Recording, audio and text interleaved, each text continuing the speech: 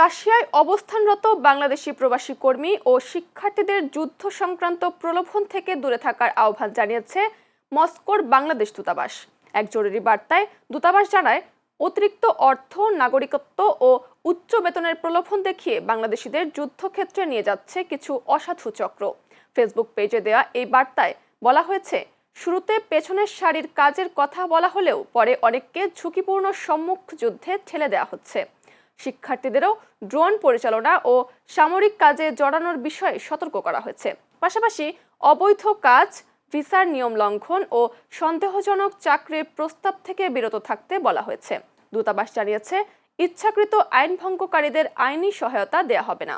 নিরাপদ ও বৈধ কর্মসংস্থানে থাকার পাশাপাশি কোনো সমস্যায় পড়লে দ্রুত দূতাবাসের সঙ্গে যোগাযোগের পরামর্শ দেওয়া হয়েছে।